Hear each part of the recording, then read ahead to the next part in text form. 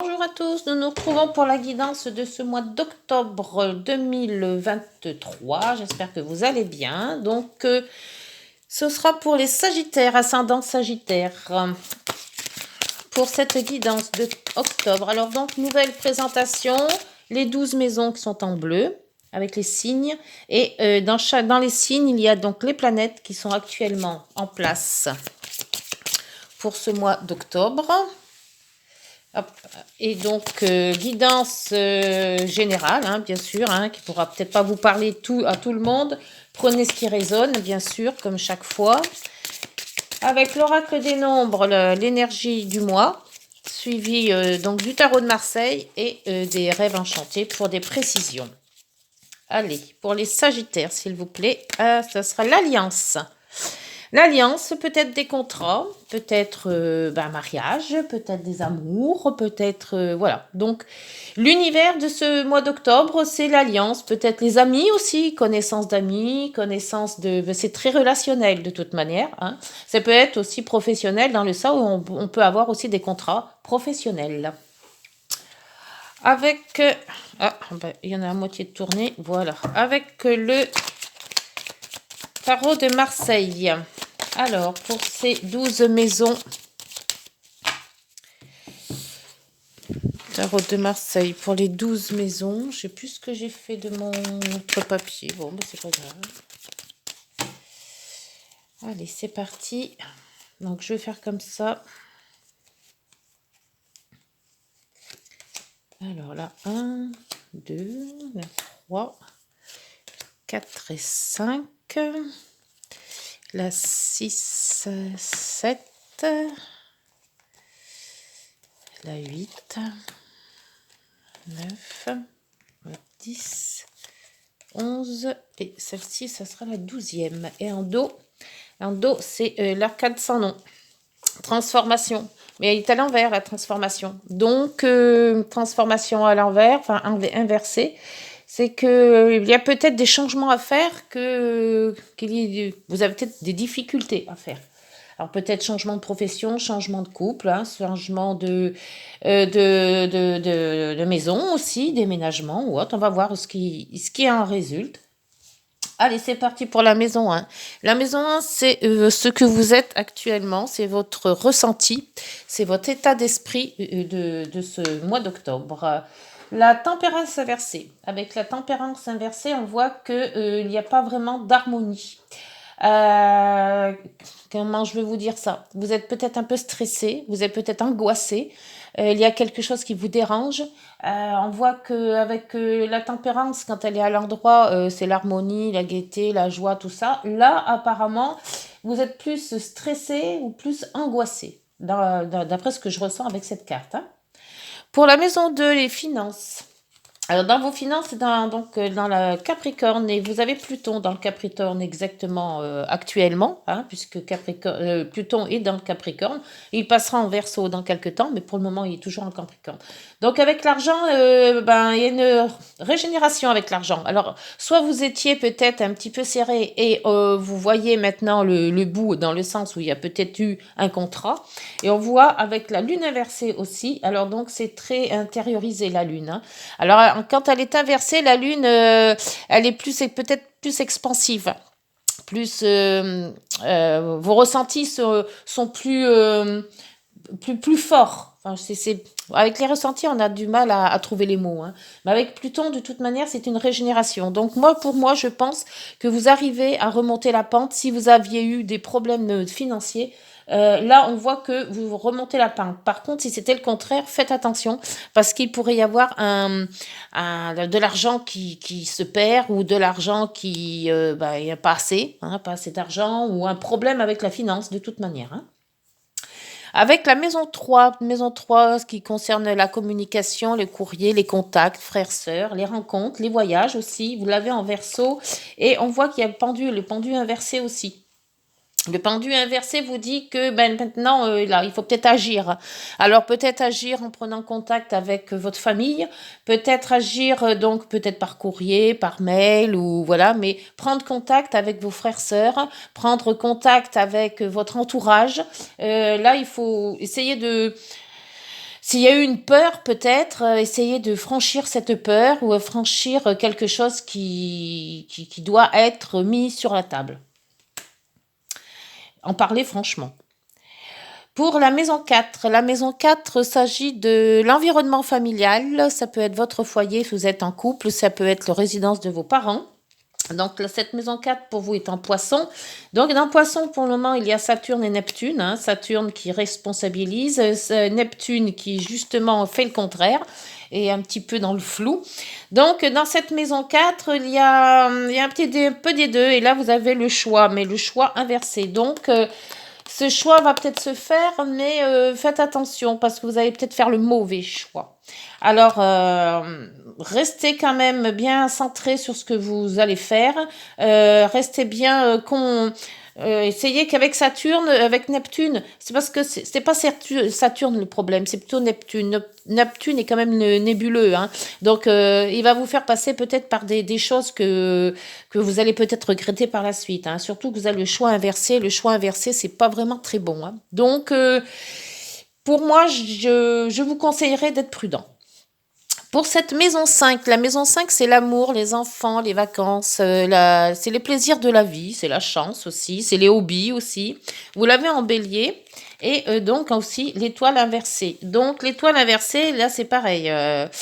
Il y a vraiment un problème de relationnel dans votre guidance pour le moment. Alors je ne sais pas si vous ressentez-vous comme ça, mais les hobbies, il n'y en a pas et on vous dit de rester quand même sur vos...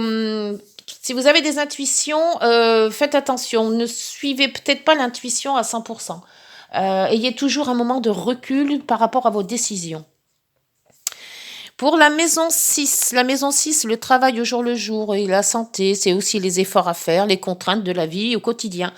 Vous avez donc cette maison en taureau, il y a Jupiter, l'expansion, la joie, la gaieté, l'Uranus qui vous met un petit peu de l'imprévu dans tout ça, peut-être donc un contrat qui va arriver sans que vous puissiez, vous avez peut-être pas fait de demande, mais d'un coup il y en a un qui se présente, et vous avez le Butler. Alors par contre là c'est très bon, surtout en maison 6, parce que si vous avez peut-être un contrat, un travail, vous cherchez du travail, donc on voit que ça va arriver. Vous avez peut-être pas fait les démarches pour, mais apparemment, ce projet, il y a un projet qui arrive, un projet qui va se concrétiser, et surtout, c'est tout ce qui est contrat. Et on voit qu'avec l'Alliance, c'est plutôt contrat. Pour la maison 7, c'est ce qui concerne le conjoint, le couple, les partenariats, ça peut être les contrats aussi, justement. Vous l'avez en Gémeaux. Et vous avez donc le monde. Donc le monde, c'est un accomplissement. Il y a une fin d'accompli et vous reprenez. Donc peut-être un contrat qui va être renouvelé. Vous y attendez pas du tout, du l'Uranus en maison 6. Mais ce contrat va être renouvelé. Ou alors vous allez retrouver du travail que vous ne pensiez pas avoir. Donc c'est quand même très très bon. Question travail. Pour la maison 8 va vous parler de l'argent des autres. Donc, les banques, ça peut être aussi les héritages, ça peut être les assurances, ça peut être tout ce qui est social. Ça peut parler aussi de la sexualité, des remises en question, des choses qui sont peut-être aussi cachées. Cette maison, vous l'avez en Cancer et vous avez le pape inversé.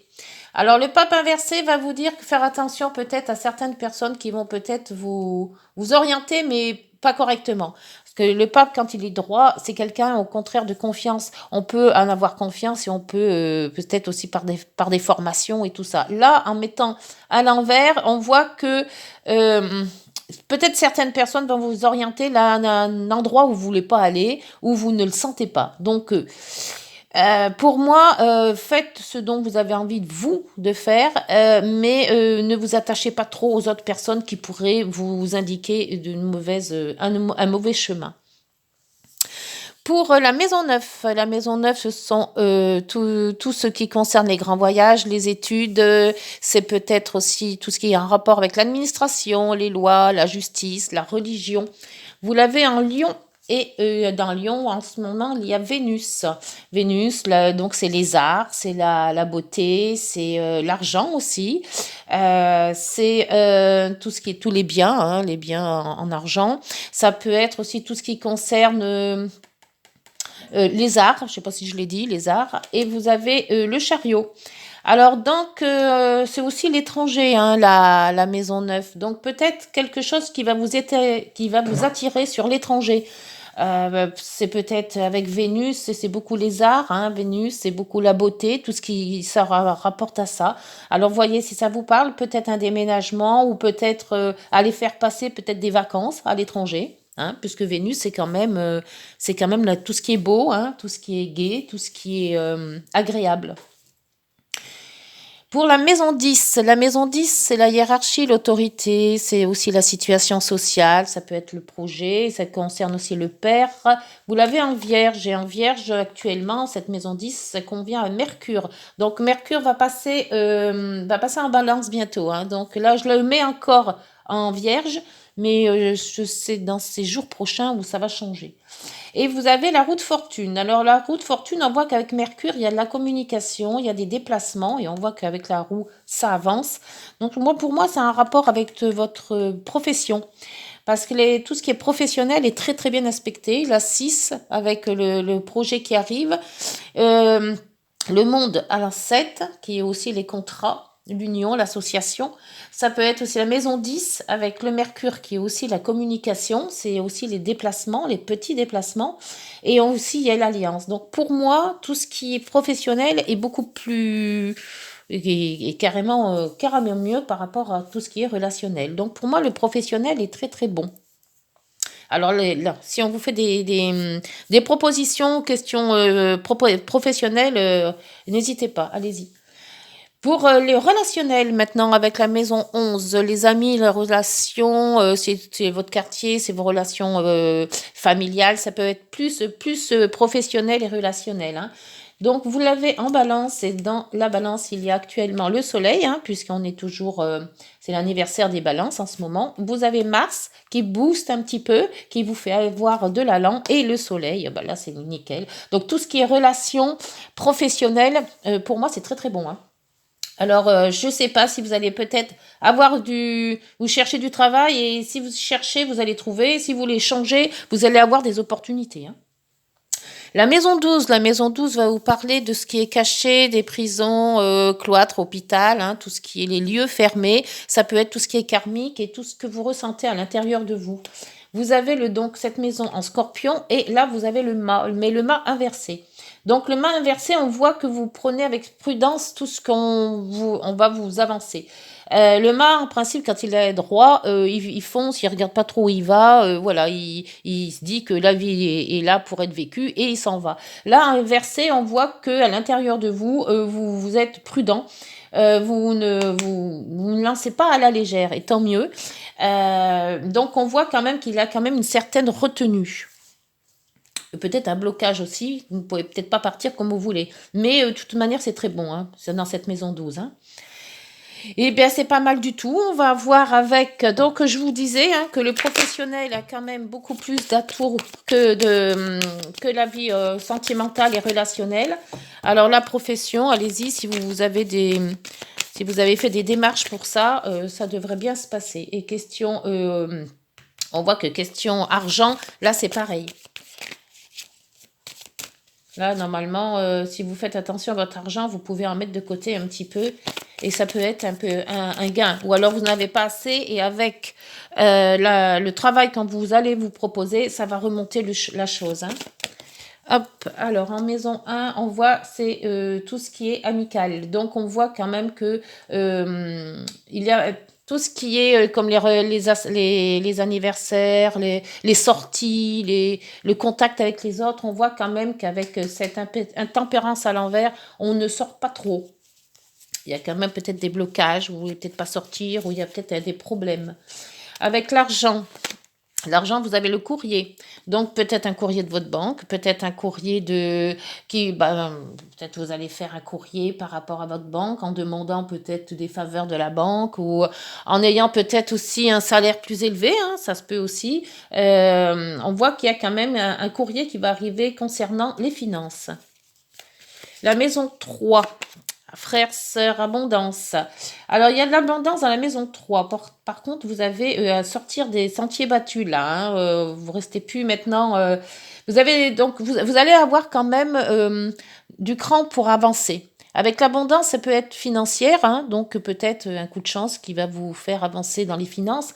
Mais pour moi, c'est plus, ou alors c'est votre famille qui va vous donner de l'argent pour avancer. Il y a quelque chose que vous pouvez demander là aussi, hein.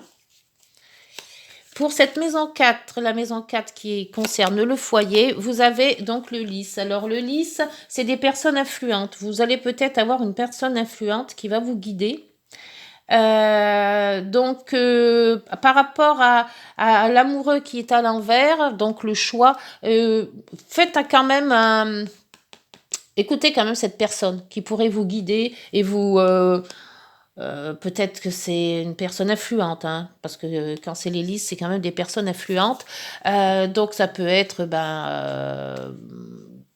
ouais, ça peut être des avocats, ça peut être des magistrats, ça peut être des médecins, si c'est par rapport à la santé, ça peut être en famille, ça peut être votre père ou votre mère, quelqu'un qui puisse vous guider. Pour la maison 5, un bélier avec l'étoile inversée, donc faites attention à vos intuitions, elles seront peut-être pas aussi bonnes que ça. Et bien vous avez quand même donc vous allez faire quand même la part des choses, parce qu'il y a quand même le bouquet. Donc même si vos intuitions, vous doutez de vos intuitions, on voit qu'avec le bouquet, vous allez avoir quand même des bonnes opportunités, et c'est ce qui va vous faire réfléchir, et faire réfléchir dans le bon sens. La maison 6, au jour le jour, donc là on coupe.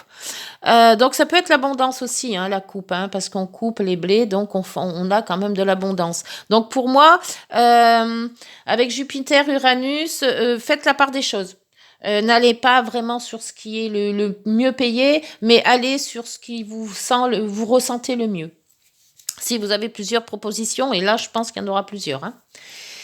Pour la maison 7, l'union, l'association, vous avez le monde et l'amour. Ah oui, alors soit c'est un projet qui vous tient à cœur, soit c'est un amour, justement, qui va arriver, d'où l'alliance aussi peut-être, hein.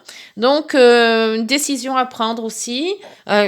Donc, voyez, si ça parle plus amour ou si ça parle plus contrat de cœur peut-être, hein, contrat de travail, hein, ça aussi. Mais bon, avec le cœur, c'est plutôt amour. Voyez, si ça vous parle. La maison 8, c'est l'argent des autres, c'est aussi les remises en question. Et vous avez le renard. Le renard qui vous dit de faire attention, il y a peut-être une ruse dans tout ça. Alors, comme le pape est inversé, je vous dirais aussi de faire attention à ce qu'on vous dit. Et si on vous dit quelque chose, réfléchissez bien et allez voir de vous-même si cette chose est vraie. Pour la maison 9, pardon. La maison 9, c'est les grands voyages, hein, donc la foi, la religion, tout ce qui concerne aussi l'étranger. Vous avez l'étoile. Alors peut-être un voyage à l'étranger, hein, puisqu'il y a quand même le chariot, donc c'est une avancée positive. Avec Vénus, c'est tout ce qui a trait à l'art. Peut-être vous mettre peut-être à travailler dans quelque chose d'artistique, mais peut-être à l'étranger, hein, ou avec des étrangers. La maison 10 va vous parler de votre travail, bien sûr, de vos relations sociales. Il y a Mercure, la communication, les petits déplacements. Il y a la roue qui vous fait avancer. Et vous avez le changement de domicile. Enfin, pas de domicile, mais de cap. Alors, c'est peut-être une route autre à prendre. La route que vous avez suivie ne vous convient plus et vous changez de cap pour faire autre chose. Donc, c'est peut-être professionnel aussi, hein.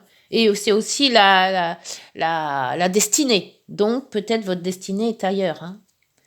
La maison 11 va vous parler de vos relations sociales et amicales et professionnelles. Donc, il y a le soleil quand on est en balance. Il y a Mars qui vous booste. Le soleil, 2 fois le soleil qui vous met en éclair, hein. Donc, les relations, c'est très bon. Et on vous met la chance. Donc, je pense que vous allez avoir... Il y a une personne qui va arriver, peut-être cette personne en maison 4, qui va vous sortir peut-être...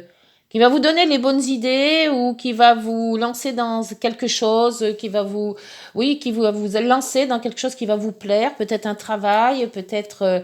et c'est un coup de chance, hein, c'est quelqu'un que vous allez recevoir ou que vous allez apprendre qu'il y a peut-être une place qui se libère à tel endroit et vous allez proposer et vous allez être prise, hein.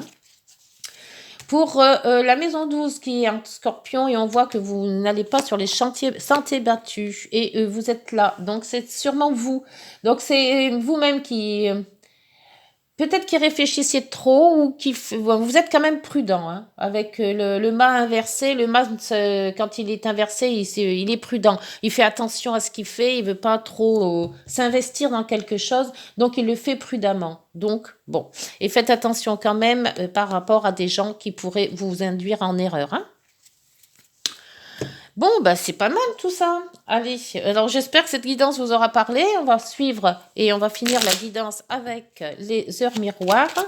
Donc pour moi, cette guidance du mois d'octobre est plutôt le sujet de la profession, hein, professionnelle. Hein. Soit vous changez de travail, soit vous en retrouvez un. Ça va vous mettre un peu plus de beurre dans les épinards. Question relationnelle, faites attention quand même. N'écoutez pas tout le monde. Hein, ne baissez pas les bras. N'allez pas foncer tête baissée dans quelque chose. Et je pense que tout ira bien. Hein. Allez, donc là, vous avez la prudence. Ouais, ce que je vous avais dit avec le renard. Hein. Attention, reste sur tes gardes. Une trahison rôde. Et on voit qu'avec le serpent, c'est pas bon non plus. Une personne de ton entourage cache son jeu et se moque de toi dans ton dos. Alors faites attention aussi à vos relations. Et la force. Ton imagination grandit et tu comptes bien continuer ainsi. Je t'en félicite. Attention tout de même à ne pas délaisser les personnes qui t'entourent. N'oublie pas l'essentiel. Voilà les Sagittaires, j'espère que cette guidance vous aura parlé, qu'elle vous aura aiguillé. Si vous avez des commentaires, n'hésitez pas, des pouces pour liker et pour me faire monter la chaîne. Si vous connaissez d'autres Sagittaires, n'hésitez pas de partager. D'ici là, on se retrouve au mois de novembre. Entre-temps, il y aura sûrement d'autres guidances. Donc voilà, écoutez, prenez soin de vous. Au revoir.